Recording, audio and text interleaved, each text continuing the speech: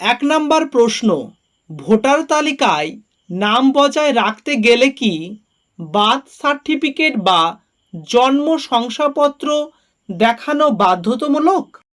২ number প্রশ্ন, ১৯৮৭ সালের পরে জন্ম হলে কি বাবা মায়ের বার্থ সার্টিফিকেট বা জন্ম শংসাপত্র দেখাতে হবে কি?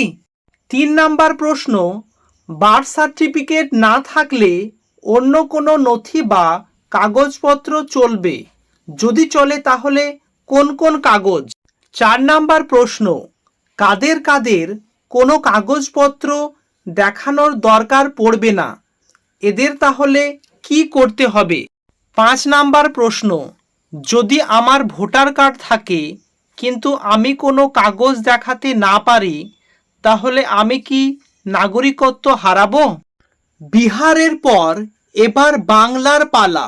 আগামী আগস্ট মাসেই এই রাজ্যে চালু হয়ে যেতে পারে এসআইআর বা স্পেশাল ইন্টেনসিভ রিভিশন, অর্থাৎ ভোটার তালিকার নিবিড় সংশোধনের কাজ। এর ফলে পুরোপুরি স্বচ্ছ ভোটার তালিকা তৈরি হবে পশ্চিমবঙ্গে। রাজ্যের মুখ্য নির্বাচন কমিশনের এক আধিকারিকের মতে জাতীয় নির্বাচন কমিশনার থেকে এমনটাই ইঙ্গিত মিলেছে। আর তার থেকে অনুমান করা হচ্ছে রাজ্যে আগামী মাসের 15 তারিখের মধ্যে চালু হতে পারে এসআইআর। উল্লেখ্য, সাম্প্রতিক সময়ে বাংলার ক্ষেত্রে একের পর এক পদক্ষেপ করছে জাতীয় নির্বাচন কমিশন। নিয়ম অনুযায়ী এসআইআর ক্ষেত্রে অফলাইন ও অনলাইন দুরকমভাবেই ফর্ম ফিল আপের মাধ্যমে যাচাই করার সুযোগ থাকছে। অর্থাৎ আপনাদের যে ডকুমেন্টস যাচাইকরণ হবে অফলাইন এবং অনলাইনে আপনারা আবেদন করার সুযোগ পাবেন। অফলাইনে বিএলওরা বাড়ি বাড়ি যাবেন ফর্ম নিয়ে, এবং সেই পুরো তথ্যটি আমি দিতে যাচ্ছি কোন পদ্ধতিতে কোন কোন ডকুমেন্টস রেডি রাখবেন। আপনারা অনেকেই জানতে চেয়েছেন কমেন্টে, ভিডিও শুরুর প্রথমে আপনাদের সেই প্রশ্নগুলো তুলে ধরেছি, এক এক করে আপনাদের সেই প্রশ্নের জবাব দেব এবং সমাধান করব। লাস্ট পর্যন্ত দেখবেন, কোনো প্লেসে স্কিপ করবেন না। আর দর্শকদের কাছে একটি রিকোয়েস্ট আছে, এরকম নিত্য নতুন আপডেটেড ভিডিও ফ্রিতে যদি পেতে চান, নিচে যে লাল রঙের সাবস্ক্রাইব বটনটি আছে সেখানে টাচ করে সাবস্ক্রাইব করে একটি লাইক করে দেবেন। পরিচিত আত্মীয় স্বজনকে হোয়াটসঅ্যাপ এবং ফেসবুকে শেয়ার করে তাদেরও এই ভিডিওটি দেখার সুযোগ করে দেবেন। চলুন দেখে নেওয়া যাক। সর্বপ্রথম যে প্রশ্নটি, ভোটার তালিকায় নাম বজায় রাখতে গেলে কি বার্থ সার্টিফিকেট বা জন্ম শংসাপত্র দেখানো বাধ্যতামূলক? এর উত্তর হবে বাধ্যতামূলক নয়। তাহলে বার্থ সার্টিফিকেট বা জন্ম শংসাপত্র এটি বাধ্যতামূলক নয়। কারণটি হলো, বার্থ সার্টিফিকেট ছাড়াও আরও অন্যান্য ডকুমেন্টসগুলি, অর্থাৎ আপনার কাছে বার্থ সার্টিফিকেট না থাকলেও অন্যান্য যে ডকুমেন্টসগুলো আছে তার পরিবর্তে সেটি শো বা সাবমিট করতে পারেন। এর যুক্তি আরও তথ্য দেব, লাস্ট পর্যন্ত থাকুন, কোনো প্লেসে স্কিপ করবেন না। দ্বিতীয় বা 2 নাম্বার প্রশ্ন, 1987 সালের পরে জন্ম হলে কি বাবা মায়ের বার্থ সার্টিফিকেট বা জন্ম শংসাপত্র দেখাতে হবে কি? এর উত্তর হবে না, অন্য কাগজও চলবে। কারণ বাবা বা মা দুজনই নামে যদি বার্থ সার্টিফিকেট নাই বা থাকে তাহলে তার ছেলে বা মেয়ে সমস্যায় পড়বে না। এই বার্থ সার্টিফিকেটের পরিবর্তে অন্যান্য অল্টারনেটিভ কোনো ডকুমেন্টস দিলেই চলবে। ভিডিওটি লাস্টে সেই সমস্ত ডকুমেন্টসের লিস্ট আমি আপনাদের জানিয়ে দেব। 3 নাম্বার প্রশ্ন, বার্থ সার্টিফিকেট না থাকলে অন্য কোন নথি বা কাগজপত্র চলবে? যদি চলে তাহলে কোন কোন কাগজপত্র? এর উত্তর হবে হ্যাঁ, এই কাগজ দিলেই চলবে। একটু পরেই যে সমস্ত কাগজগুলো আপনাদের দিলে চলবে সেটি আপনাদের জানিয়ে দিচ্ছি। এবার 4 নম্বর প্রশ্ন, কাদের কাদের কোনো কাগজপত্র দেখানোর দরকার পড়বে না। এদের তাহলে কি করতে হবে? এই উত্তরটা দেওয়ার আগে কোন কোন ডকুমেন্টসগুলো আপনাদের কাছে রাখবেন সেই ডকুমেন্টসের লিস্টটি election commissioner of India publish করেছে। আপনারা মিলিয়ে নেবেন বা লাস্ট পর্যন্ত দেখবেন এবং লাস্টে আপনাদের কাদের কাদের ডকুমেন্টস লাগবে না সেটিও আপনাদের দেখিয়ে দেব। পশ্চিমবঙ্গে এসআইআর এর ক্ষেত্রে কি কি নথি লাগতে পারে?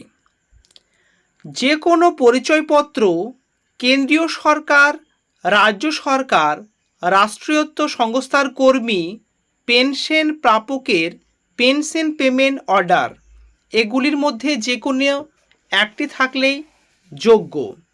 দ্বিতীয় যে শর্তটি আপনাদের থাকতে হবে সেটি হচ্ছে 1/7/1987 অর্থাৎ 1 জুলাই 1987 আগের সরকার, এছাড়াও স্থানীয় কর্তৃপক্ষ, ব্যাংক, ডাকঘর, ভারতীয় জীবন বীমা নিগম, রাষ্ট্রায়ত্ত সংস্থা কর্তৃক ভারতের প্রদত্ত যে কোনো পরিচয় শংসাপত্র এবং নথি, অর্থাৎ 1/7/1987 আগে আপনাদের সরকার, স্থানীয়, কেন্দ্রীয় সরকার, ডাকঘর, বিমা এগুলো যে কোনো থাকলেই চলবে।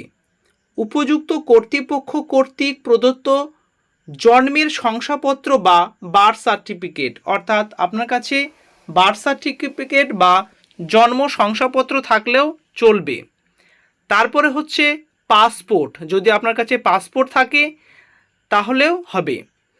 এছাড়াও স্বীকৃত পর্ষদ বিশ্ববিদ্যালয় প্রদত্ত ম্যাট্রিকুলেশন সার্টিফিকেট, শিক্ষাগত যোগ্যতার শংসাপত্র, অর্থাৎ আপনার এডুকেশন আপনি 5 বা 8 মাধ্যমিক, উচ্চ মাধ্যমিক, গ্র্যাজুয়েশন, পোস্ট গ্র্যাজুয়েশন যেটাই করুক না কেন আপনার এই শংসাপত্র থাকলেই চলবে, বা সার্টিফিকেট আপনার না থাকলে আপনি বের করে নিতে পারেন।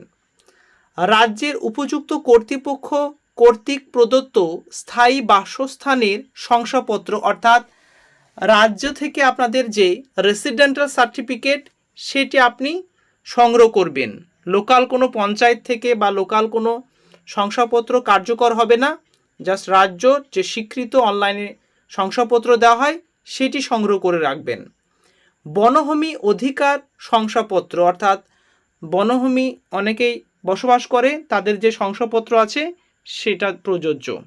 উপযুক্ত কর্তৃপক্ষ কর্তৃক অন্যান্য অনগ্রসর সম্প্রদায়, তফসিলি জাতি, তফসিলি উপজাতি বা অন্যান্য কোনো জাতিগত শংসাপত্র, অর্থাৎ এসটি, এসসি এবং ওবিসি সার্টিফিকেট থাকলেও চলবে।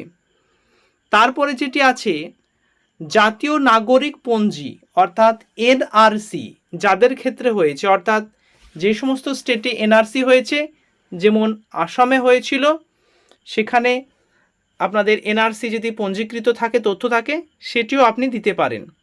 তারপরে রাজ্য স্থানীয় কর্তৃপক্ষের দ্বারা তৈরি করা পরিবার পঞ্জি, অর্থাৎ ফ্যামিলি যদি কোনো পঞ্জি থাকে, ফ্যামিলি রেজিস্টার্ড, সেটা দিলেও চলবে।